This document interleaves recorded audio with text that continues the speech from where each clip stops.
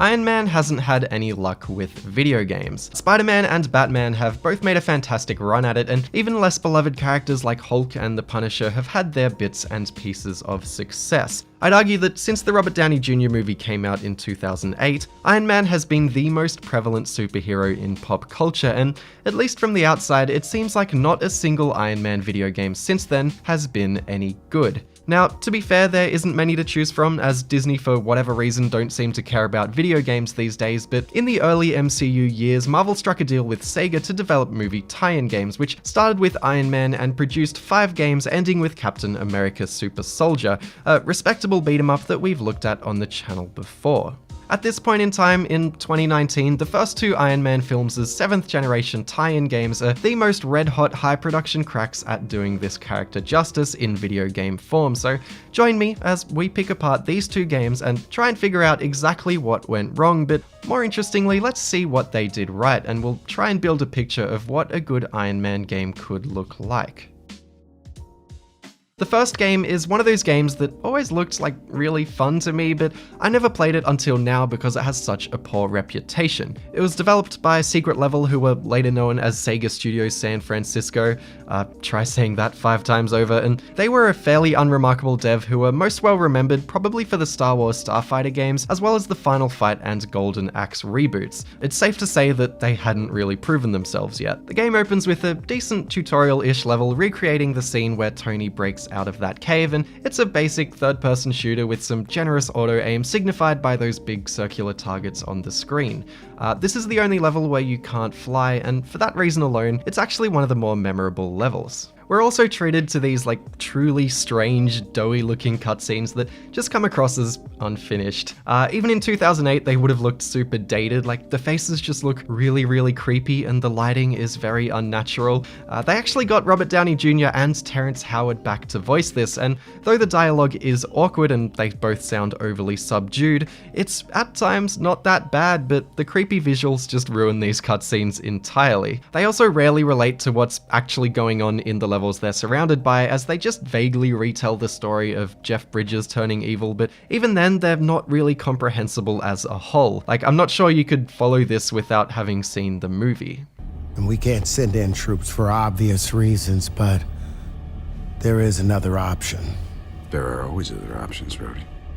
The second level has you finally flying the suit in another tutorial, and against all odds, it's actually quite exceptional. It's not perfect, but I was taken aback by how well they really got this down. While in a standing position, the left trigger controls your thrusters, where if you let it go, you fall, if you push it down, you rise, and to hover, you have to keep it still halfway, or feather it to stay in somewhat of the same position, which is engaging because it actually takes some concentration to keep yourself in the air. If you let everything go in this game, you'll just plummet to the ground, so you have to pay attention. Not that there's any fall damage or punishment for landing though, you can just wander around on foot if you want to. If you hold the left bumper, you can fly around like a rocket, which controls quite naturally, and then if you hold A, you can put the afterburners on, which is genuinely very, very quick, as it should be. The game does have slowdown, which is kind of expected, but it doesn't slow down quite as bad as I expected, considering all the visual effects and the large arena-style levels that you fly back and forth through. It's also worth pointing out just how good the animation is here. Iron Man transitions between flight modes so elegantly, and just how he ragdolls a bit while stopping or suddenly turning just looks spot on. And then the rest of the game is just horrific. So most missions are plotted out as Tony going to some evil place that consists of a big terrain height map and a bunch of buildings, and your objective is to fly around and kill all the targets highlighted in orange before more targets pop up, so you gotta kill those until the level eventually ends. The blue targets don't count for anything, so they're just sort of annoying and in the way. The sheer amount of enemies attacking you at any given time is astronomical, and coupled with how long it takes to kill each one, whether it's a helicopter or a mech suit or a tank or a plane, it ends up being way more annoying than it is intense or fun. And this is mostly thanks to the most obnoxious problem in the game, that is the missile spam. See all those red dots on the radar flying at me? Those aren't enemies, those are actually missiles, and that radar is the only way they're telegraphed. There is no noise, there's no visual aid unless you can see it in front of you, it's just this vague radar that doesn't tell you if they're above you or below you, and my god, there's just so many of them. If you press B at the right time, you can catch them and throw them back at enemies, which feels cool when you actually do it, but the timing is is really finicky, especially when you're going off the radar, and if you do manage to pull it off, they send so many missiles at you at once that you'll likely just get hit by the next one during the throwing animation. You can also press A to dodge, which suffers from the same problem, as you'll dodge one and then just get hit by the next during the frames in between dodges. You can get an upgrade which gives you chaff that I found to be the most effective, but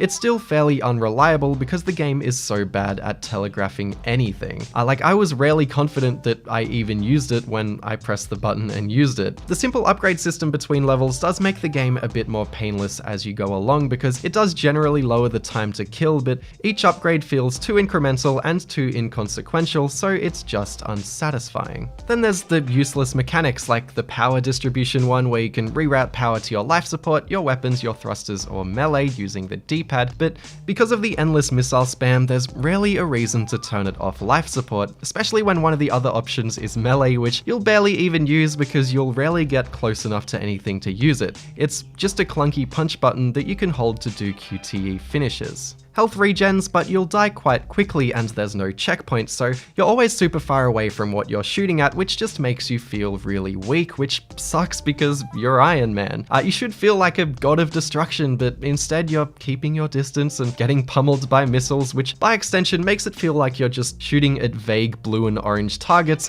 rather than any real physical enemy. The lack of checkpoints can be frustrating, so in place the devs have given Iron Man a few lives, which feels like they couldn't come up with a checkpoint solution and found that the game was too difficult, so they just threw in a simple live system and called it a day.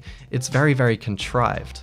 Each level has these things called hero objectives, where you can go a bit above and beyond to complete them to earn more money for upgrades, but with a game as annoying as this, they were just the last thing that I wanted to do. For example, there was one boss fight where the boss kept taking power from a city's power generators, so I could destroy the generators to make it easier for myself, but then that puts the city's hospitals and citizens at risk. It's an interesting concept, but you know that I sure as hell went to destroy those generators because this game sucks and I just wanted it to be over. Just stepping back a bit, normally when I'm making these videos, playing the game is very much like the fun part of the process. Even when it's something bad or mediocre like Planes or The Sopranos, I still quite enjoy the experience of playing it and picking it apart, but this really just felt like a job. Which is weird to me because they, to some extent, hit the nail on the head with the controls, but then went on to screw up pretty much all other aspects of the game. There are still fleeting moments throughout where you're rocketing around high in the sky through the gorgeous skyboxes and it feels fantastic. Probably the best level in the game is this one, which is the only one set in the sky and it has you flying around and chasing this giant ship. It still suffers from a lot of the same problems, but it just feels really cool thanks to the movement and visuals. So I was actually looking forward to playing the sequel to some extent. Sega San Francisco were granted another go around with Iron Man 2, and there's no reason for them not to have learned from their mistakes and experiences with the first game.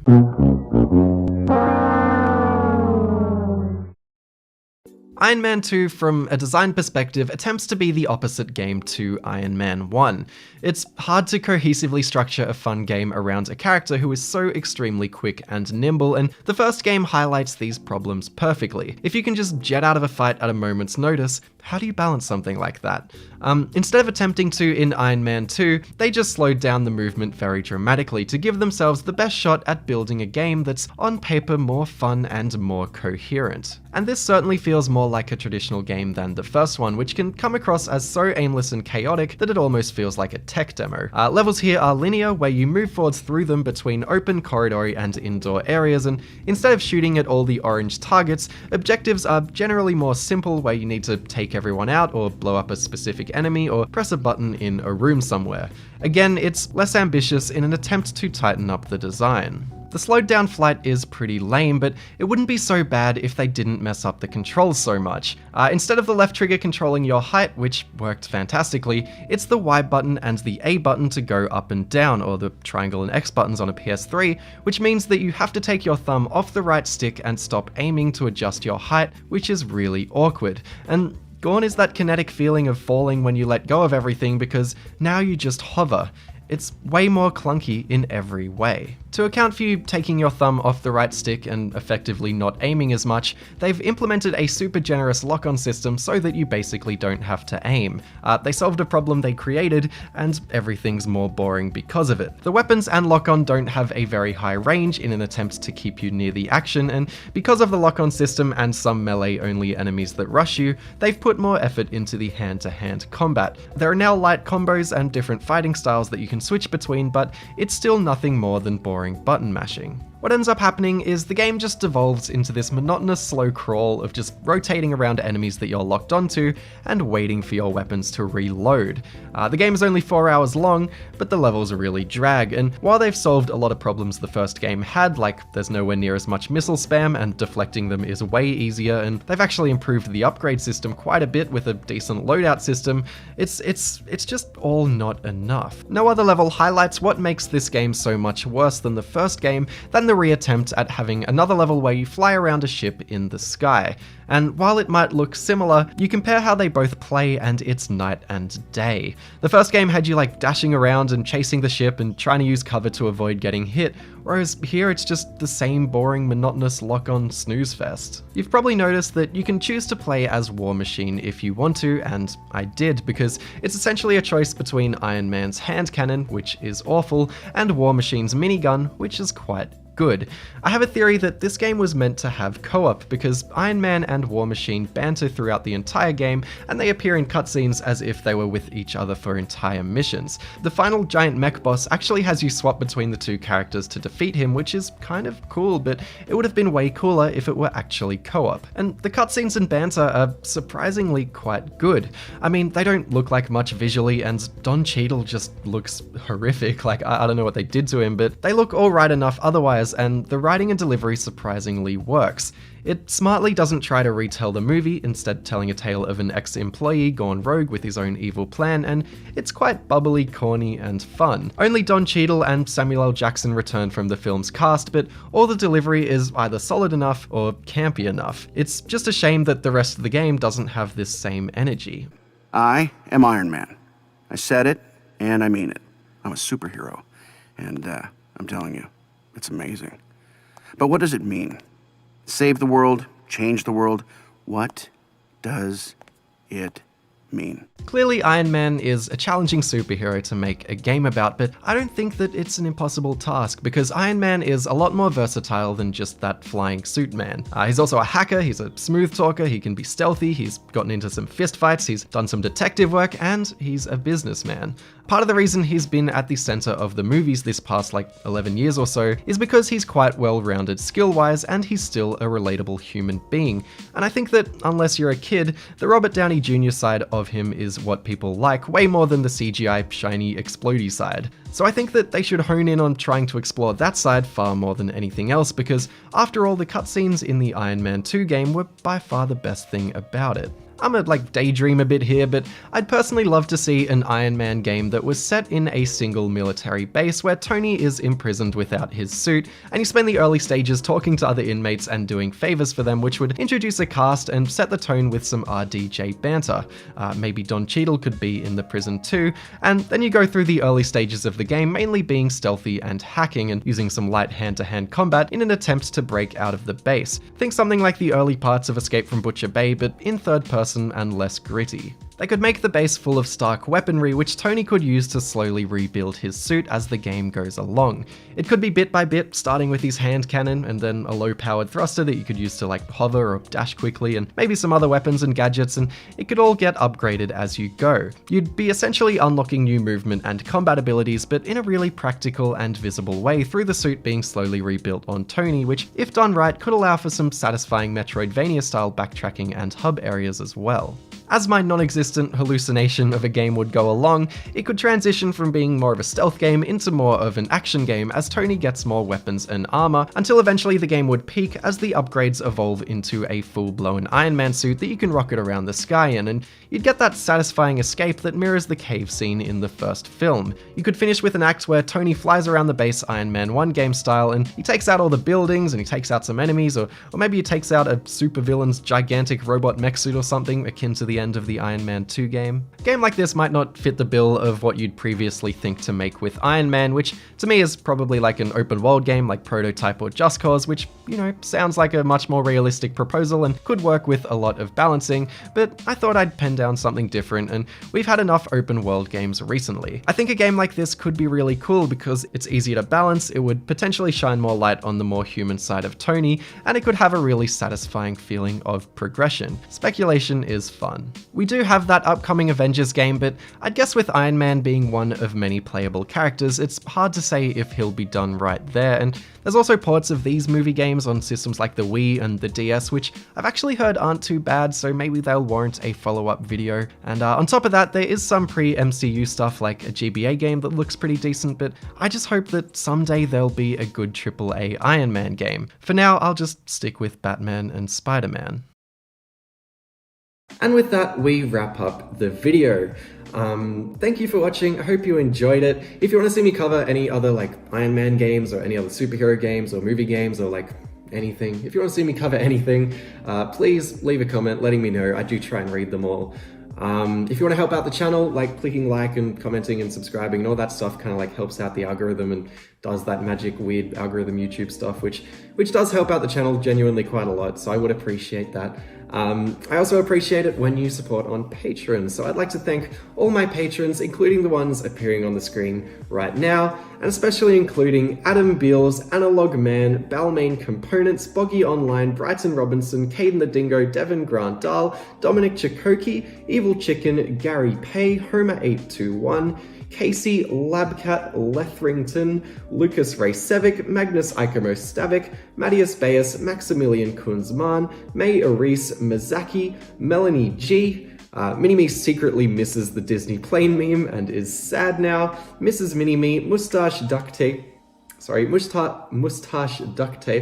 OK Got Food Sunny, Peaceful Kumquat, Plague, Ritalin for Kids, Riverside Renegade, The Mighty Mega Link, Thomas Damsgaard, Tommy Carver Chaplin, Traplaw Ross, Trixie Emerson, Under 10 Hours, Writing on Games, and Zindictive.